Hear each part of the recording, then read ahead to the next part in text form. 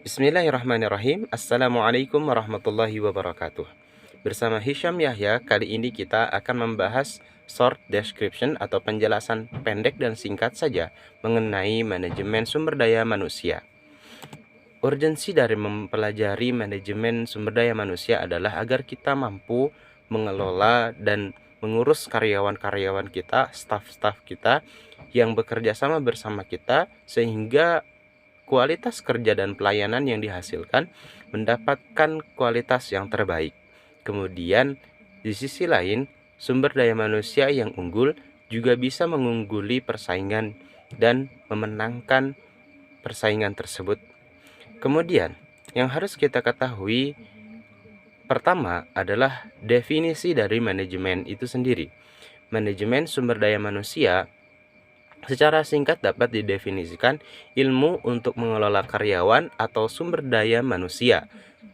Kemudian bertujuan untuk memaksimalkan performa dari karyawan atau pekerja dan meningkatkan kualitas dan fungsi dari korporasi, perusahaan, atau masjid. Kemudian kita akan membaginya menjadi beberapa POV atau point of view, poin-poin singkat. Yang pertama, kita akan membahas tentang rekrutmen dan seleksi.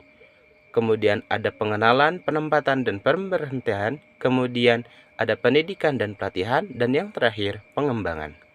Mari kita mulai dengan rekrutmen dan seleksi. Tentang rekrutmen dan seleksi, apakah kita mendapatkan tuntunan dari Al-Quran? Tentu saja.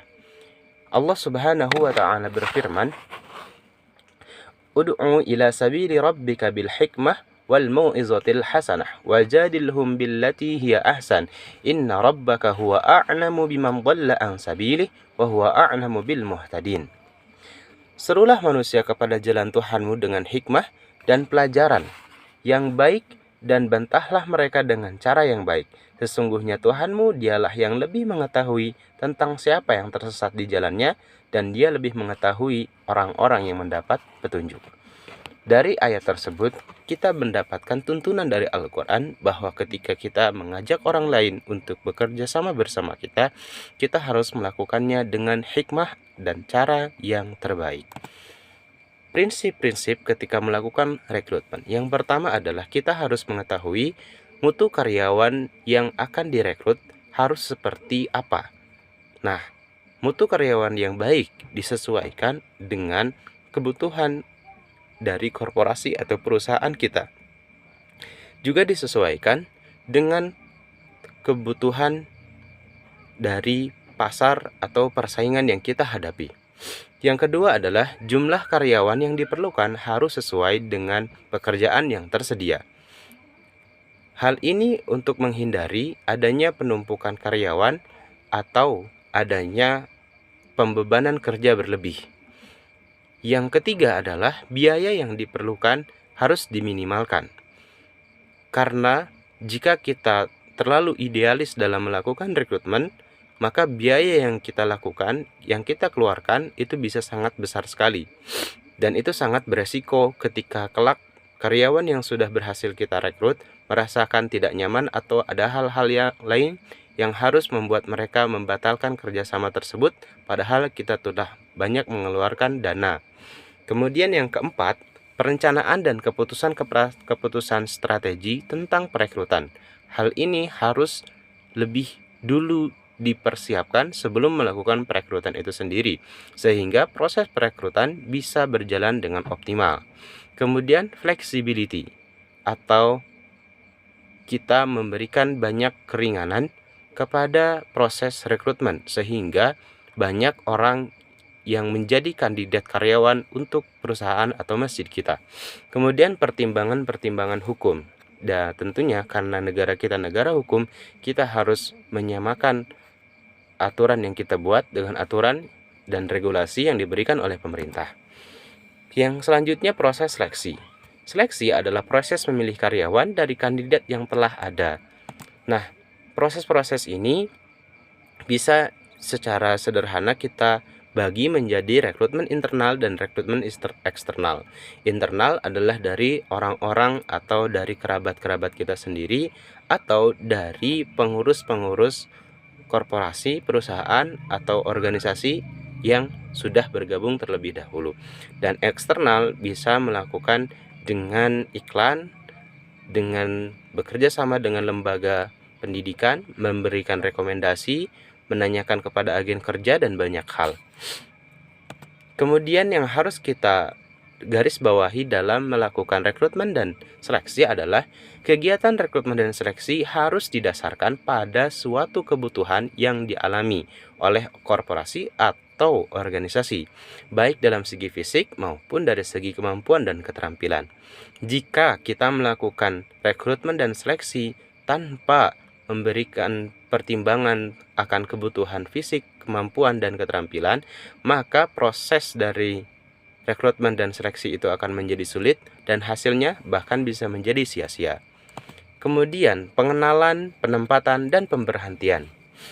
Kepentingan kita mengetahui pengenalan, penempatan, dan pemberhentian adalah untuk mengurangi ketidaksesuaian. Review terhadap pekerjaan yang realistis dapat menutup kesenjangan psikologi antara harapan pendatang baru dengan kenyataan yang ada. Ketika kita memberikan iklan atau mengundang orang untuk bergabung dengan kita, maka kita harus realistis dan memberikan penjelasan yang real agar tidak terjadi kekecewaan terhadap reality. Kemudian berhentinya pekerja baru. Berhentinya pekerja baru adalah hal yang sangat mahal bagi kita karena setelah kita melakukan proses rekrutmen dan seleksi, akhirnya dia tidak merasakan kenyamanan dan akhirnya harus berhenti dan kita melakukan sebuah kecerobohan yang membuat kita rugi. Kemudian geosentrisitas.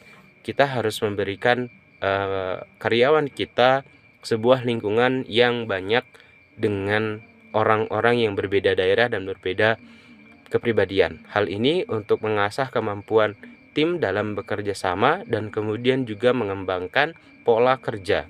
Dan hal ini juga memicu banyak sekali ide-ide dan kreativitas yang dapat sangat membantu korporasi dan organisasi mencapai tujuan-tujuannya.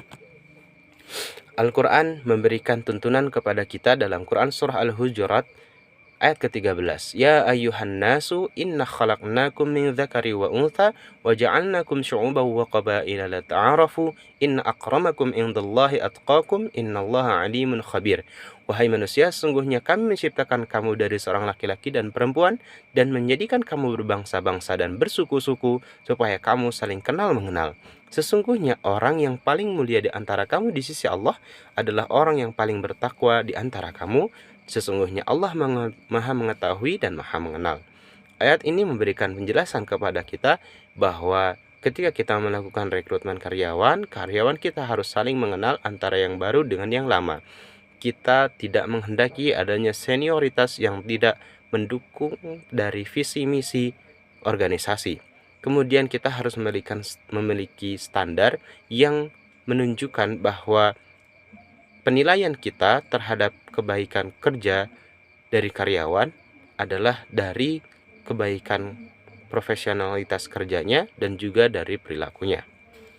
Kemudian point of view dari pengenalan ini adalah keuntungan karyawan.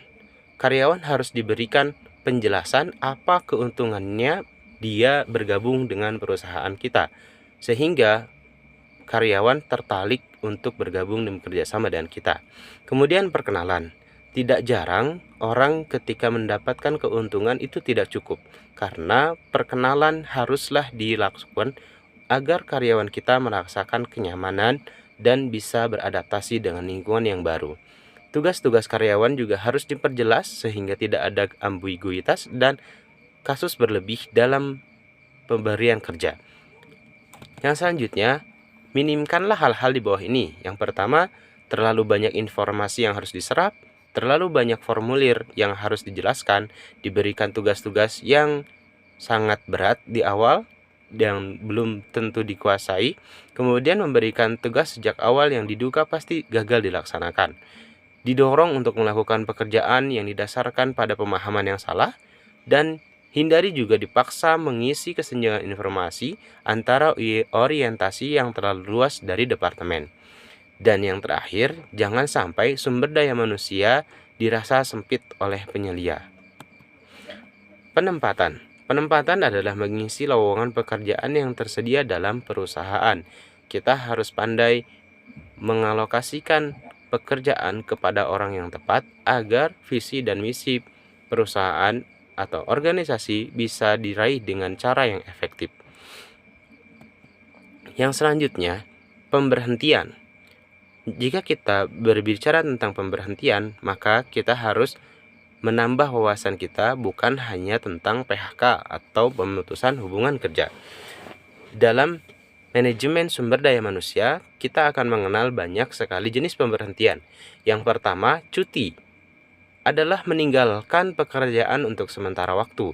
Misalkan untuk seorang perempuan, pekerja perempuan mengambil cuti misal untuk keadaan dia hamil dan melahirkan. Kemudian seakan sanggup dan kembali bekerja ketika selesai hamil dan selesai mengurus anaknya. Kemudian ada proses pengurangan. Pengurangan atau atrisi adalah pengurangan normal dari jumlah karyawan yang ada untuk menghadapi ekonomi atau keadaan-keadaan tertentu seperti meninggal, sakit, pensiun. Kemudian pengunduran diri atau resign, bisa juga disebut layoff, merupakan permintaan perberhentian kerja dari karyawan kepada perusahaan karena alasan ekonomis. Apa perbedaan antara layoff dengan resign?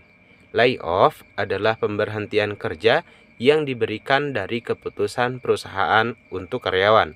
Sedangkan resign adalah pengajuan pemberhentian kerja dari karyawan kepada perusahaan. Yang selanjutnya tentang pemecatan atau pemberhentian pemutusan hubungan kerja yang sering kita akrab dengan istilah PHK. Pada suatu saat karyawan mungkin diberhentikan karena melakukan pelanggaran atau karena situasi ekonomi dan keputusan kebijakan dari perusahaan itu sendiri. Kemudian development atau pengembangan. Pengembangan meliputi physical skill, intellectual skill, social skill, dan managerial skill. Untuk melakukan perkembangan yang baik, pengembangan yang baik terhadap sumber daya manusia yang bersama kita harus mengetahui ancaman-ancaman di masa yang akan datang. Kemudian kita harus mengetahui evaluasi hasil kerja dari karyawan kita, mengetahui analisis prestasi, dan menganalisis masalah. Ketika kita sudah melakukan dan mendapatkan data dari ancaman masa depan, evaluasi kerja, analisis prestasi, dan analisis problem, kita akan mendapatkan data-data yang cukup untuk memberikan kepada kita kesimpulan apakah kita perlu melakukan pengembangan terhadap karyawan kita atau tidak.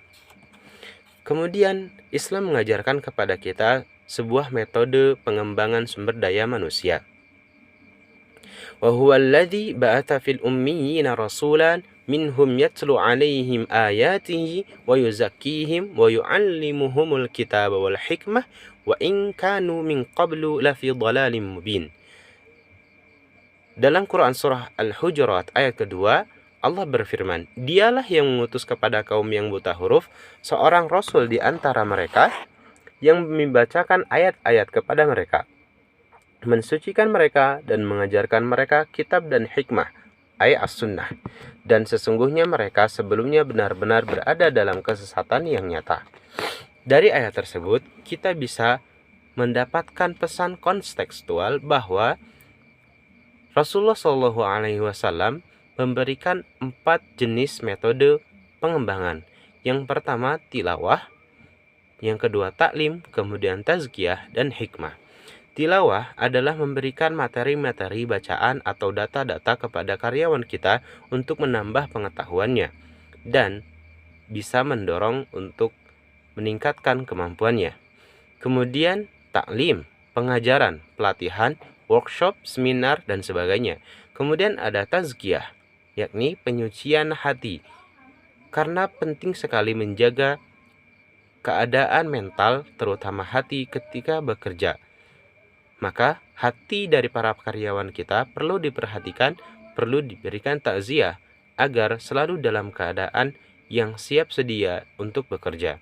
Kemudian hikmah, kita harus memberikan sebuah metode pengembangan yang penuh memberikan kepada karyawan kita hikmah, yakni manfaat-manfaat dan kebaikan-kebaikan yang bermanfaat bagi karyawan itu sendiri dan secara otomatis bermanfaat juga kepada perusahaan kita. Kemudian berdasarkan ayat tersebut, kita juga mengetahui bahwa ada satu poin yang selalu dilupakan oleh masyarakat umum ketika mengembangkan karyawannya adalah sisi tazkiyah. Pada akhir-akhir tahun 2000, masa modern, barulah diketahui dan disadari oleh para ilmuwan bahwa sisi tazkiyah adalah sisi yang sangat penting dalam pengembangan manajemen sumber daya manusia. Baik, pada kesempatan kali ini saya cukupkan sekian. Sampai jumpa di kesempatan yang mendatang. Assalamualaikum warahmatullahi wabarakatuh.